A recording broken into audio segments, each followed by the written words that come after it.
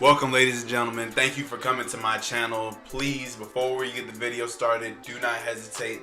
Hit that subscribe button down below and drop me a like if you really feeling my stuff. I do appreciate you all coming and finding me. Hey, let's have some fun today. Get that bass in your voice when you talk about goat piece. You gotta say that shit right. Ooh, get chills when I say it. Mufasa. Alright, so Goat Piece chapter 995, right? 995.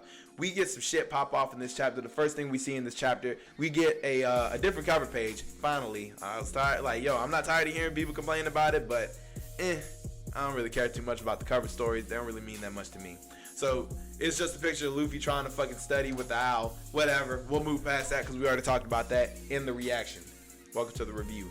So, first thing we see in this chapter, this motherfucker Marco is hand in fist clashing with a Yonko off rip. But the thing that catches my eye the most about this main Marco says, I may not know what my role here is yet, but I know better than anybody else how dangerous you are.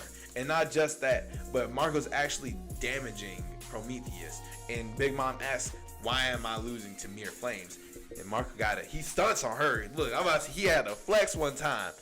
Phoenix flames have special properties. Ooh, look, he knew he was finna do something. So Big Mom's like, all right, fuck all that. She grabs this motherfucker.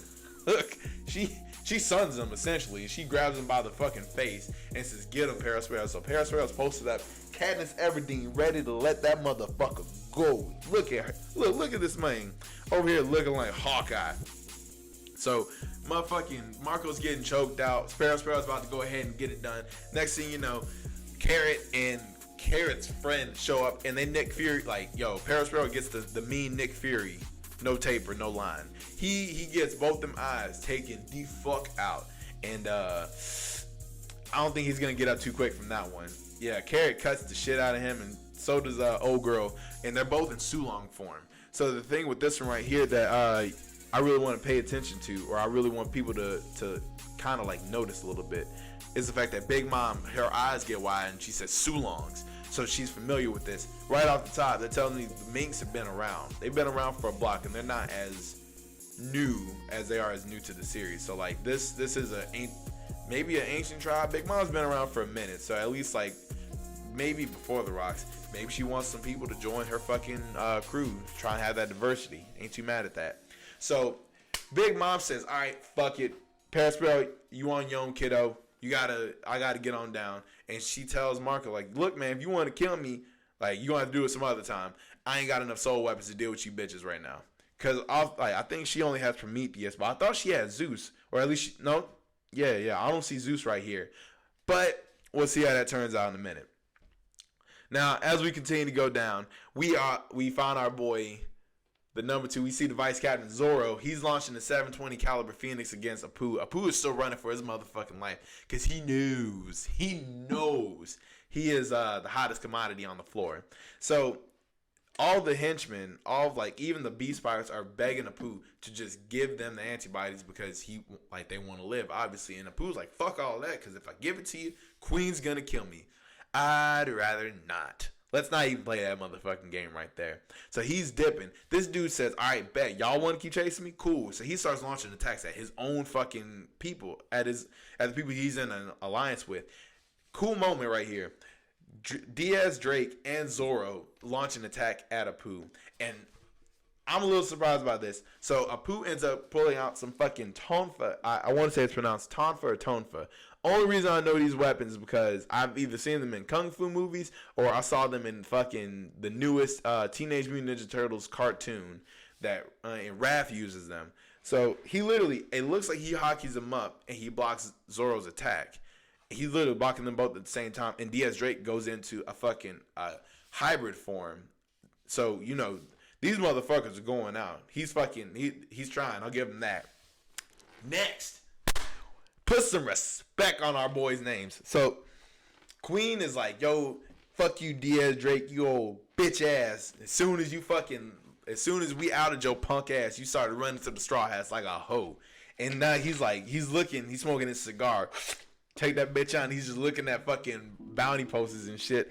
And he's like, all right, it's real smart to take out the second and third. And you know he looking at Zoro and Sanji's. Listen, man, listen. I like duality.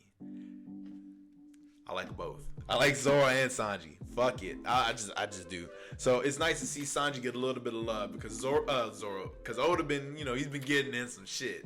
He's been trolling him just a little bit.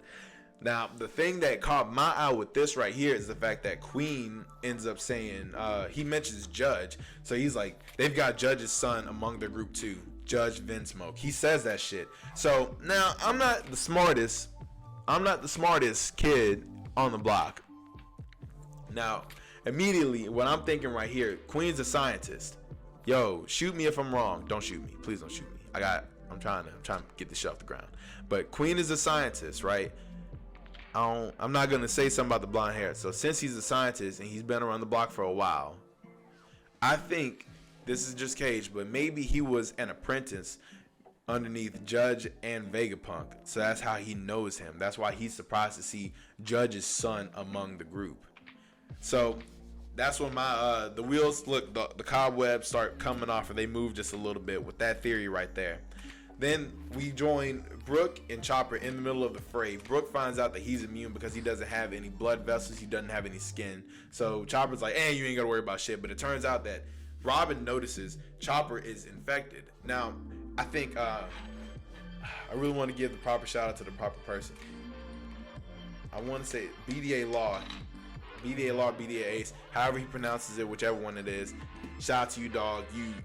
You up there. I'm trying to come up.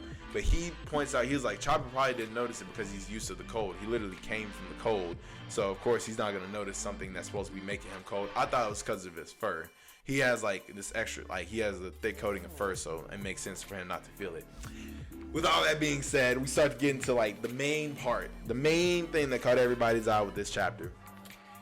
Ulti in page 1 versus Usopp and Nami. So Usopp he's trying his best, man. He really is. It looks like he's trying to keep and create distance from Ulti.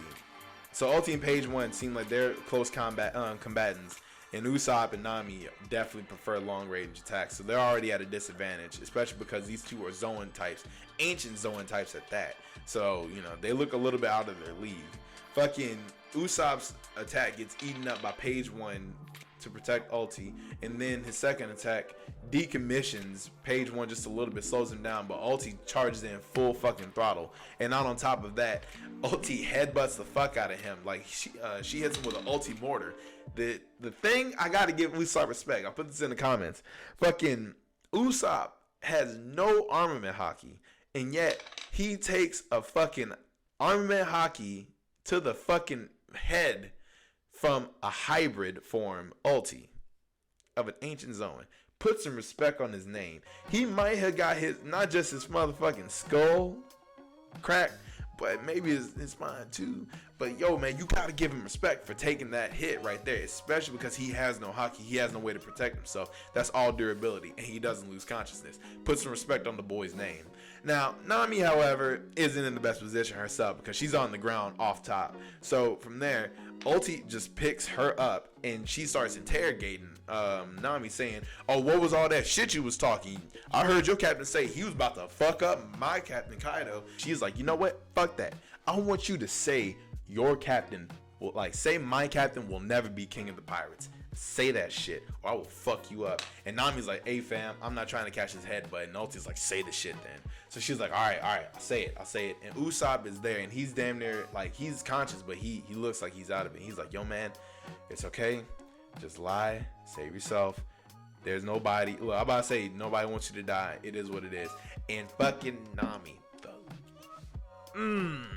yes, she says, "My captain, Luffy, will never stop until he is king of the pirates." Said that shit to her motherfucking face. Look, Ulti's like, "Do you want to die?" And she's about to headbutt her, and she's like, Nami's like, "Yo fam, that's my fucking captain, dog. It is what it is." And then lo and behold, as soon as she says that, Tama shows up on a motherfucking big ass dog, and she bites the shit out of Ulti, which ends up saving Nami. So from what a lot of people have been saying, it looks like Tama is there to fucking shut shit down, start controlling all the Zoans. So I can't wait to see how things progress from this point. Fucking let me know how you felt about this chapter in the comments below.